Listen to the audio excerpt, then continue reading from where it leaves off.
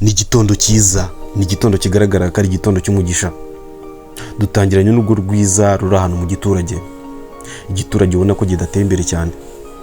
Ni igiturage kirimo urugo rwiza, urugo rugaragara neza, urugo rurimo umugabo n'umugore, papa Korodina, mama Korodina. Bafite umukobwa witwa Korodina. Ni ababyeyi bishyuriye umwana wabo amashuri, akaba asoje bakaba bifuza ko umwana wabo yabona umugabo mwiza bakamushyingira akagira urugo rwiza.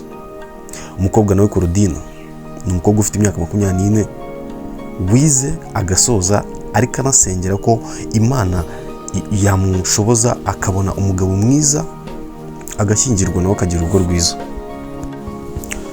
Ni urugo rw'abahinzi n'aborozi, ni urugo rwishoboye, ni urugo rusabana, ni urugo rugendwa n'abantu, ni urugo rukunditse, ni urugo rwita ku bana barwo. Urabona ko ari urugo rwiza. Abana barwo urabona ko ari abana bafite umuco. Korodina urabona ko ari umukobwa mwiza warezwe, ufite umuco rwose n'igikundiro. Ku rundi ruhande hakurya y'icyo giturage hari ahantu hari umujyi, naho ariho tugaruka, hari urugo rwiza ruteye imbere, urugo rw'abakire. Ni urugo rwamenyekanye mu gukora ibintu bijyanye n'amavuta y'umubiri. Ni urugo rufite kampani rwose yagutse ikora amavuta y'umubiri. Harimo umusore witwa Eric, ni umusore bagize manager w'uru ruganda, ni umusore ubona ko ufite amafaranga, ni umusore ubona ko umaze gutera imbere kabisa. Uru ni urugo narwo ubona ko rwakize, rutandukanye n'urugo rwa mbere. Urabona ko ari urugo rwishoboye, rufite amafaranga menshi ahagije. Nyuma y'igihe gito rero umukobwa wacu ashoje ariho ashaka akazi, aza kubona akazi muri uru ruganda rukora amavuta. Uru ruganda rufite manager witwa Eric, umusore ukize, umusore ubona ko ufite ibintu byose bigaragaza iterambere. Umukobwa wacu rero Korodina hano abonamo akazi k'ubukontabure, atangira gukora akazi ke neza nk'umuntu ushaka gutera imbere, nk'umuntu ushaka nawe kugera ku bintu bikomeye. Uru ruganda rero twongera kumubona ari rwo yabonyemo akazi. Uyu musore manager Eric, manager w'uru ruganda, abona uyu mukobwa Korodina ubwiza bwe, ubwitange bwe n'umutima mwiza agira, agatangira kugenda mwiyumvamo. Ariko umukobwa wacu ntagashishikajwe n'ibyo abona kuri Eric. Umukobwa wacu ari gukora, ntago ibyo byitayeho. Gusa anavuga ko uyu musore usibye no kuba ari umukire, afite ibintu by'ubwiyemezi no kwiyemera, kumva ko ibintu byose ari amafaranga. Uko iminsi igenda ishira niko Eric manager akomeza kugenda yereka urukundo Korodina, amwereka akamwishimira, amwereka akamwiyumvamo. Ariko umukobwa wacu ntago amukunda habe na gato, ntago akunda imyitwarire ye, ntago akunda uburyo yiyemera, nta nabwo akunda uburyo yerekana mu bantu yumva ko amafaranga ariyo ya mbere, yaza mbere y'ibintu byose. Umukobwa wacu rero atsimbaraye ku mutima we, ntakunze imyitwarire ya Eric habe na gato. Korodina rero biragaragara ko uyu mugoroba atakoze, ahubwo yafashe umwanya wo kujya gutembera mu ishyamba riri inyuma y'iwabo. Ni ishyamba ryiza, ni ishyamba kimeza, ni ishyamba ririmo akayaga gahuha, ni ishyamba ririmo urusaku rw'utunyoni twa nimugoroba. Arimo agenda rero aza guhindukira, asa n'ubonekewe, abona umusore utagaragara neza uri mu rumuri rw'akazuba karenga ka 12.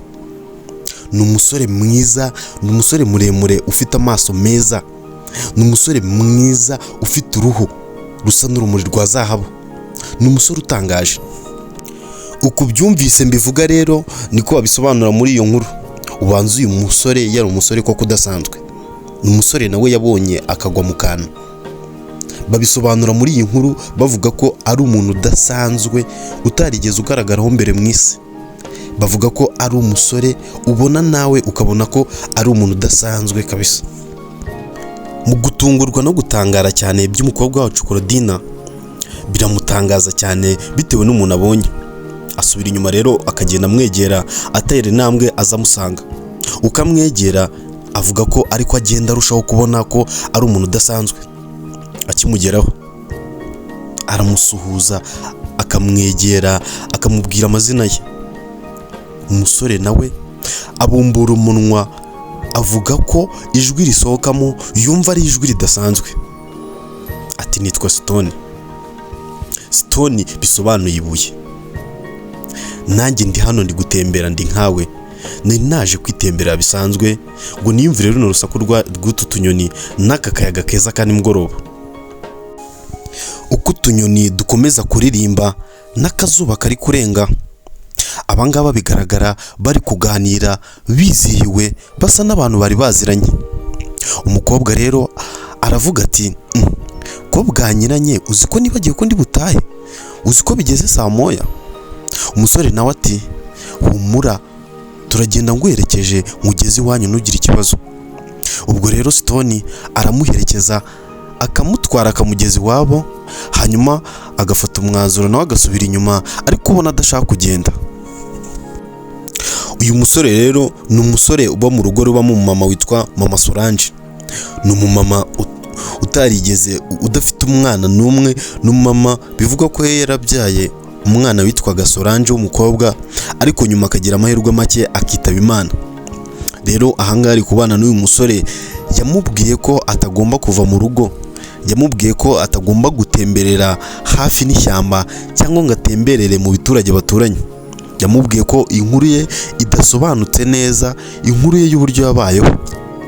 Yamubwiye ko azava mu rugo ari uko iyi nkuru ye ayimusobanuriye. Ariko uyu musore aba yarambiwe agafata umwanzuro wo kujya kureba ikintu kiri muri iryo shyamba yirirwa amubuza kujyayo. Ni nabwo tubona yahuye n'uyu mukobwa wacu Claudine ku nshuro ye ya mbere atembereye avuye mu rugo. Haciyeho igihe rero twongera kubona abangaba Stone ndetse na Claudine ari abantu bamaze gukundana, ari abantu ibintu byabo batakibasha kubihisha, ari abantu ibintu byabo biri kugaragara ahantu hose. Mama Solange nawe aza kubona ko ibintu byageze ku yindi ntera, agafata umwanzuro wo kwicaza umusore amusobanurire inkomoko ye.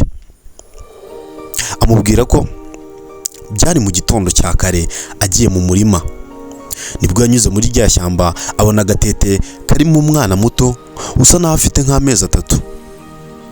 Akamufata akamujyana mu rugo. Nyuma akaza gukora iperereza ngo amenye ko niba hari umuntu waba wamutaye cyangwa se niba hari umubyeyi waba wamubuze. Akazenguruka ahantu hose agasanga nta nkuru ihari yo kuri uwo mwana.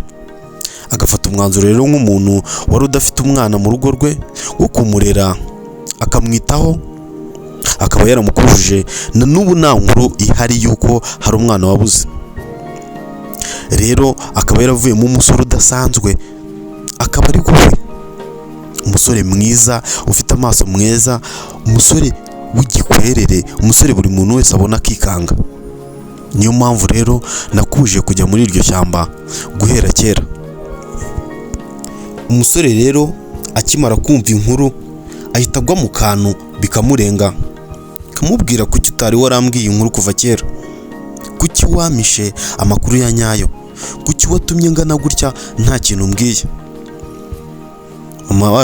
Mama Solange wacu rero ahita aca bugufi akamusaba imbabazi, akamubwira ko yategereje kakura kugira ngo abashe kuzumva ibyo bintu byose. Umusore umujinya ugera ugashira agacururuka, akamubwira ati rero ubu ngubu mama ndi mu rukundo n'umukobwa nkunda cyane, ibyo byose nta kintu bikimbwiye, nabonye umuntu udasanzwe mu buzima bwanjye, ahubwo ndi gutegura ko twabigeza ku rundi rwego bikavamo ibindi bintu bikaze. Nyuma y'igihe rero tuza kubona urugo rwiza, urugo rukomeye, urugo rurimo umugabo n'umugore bafite abana 2.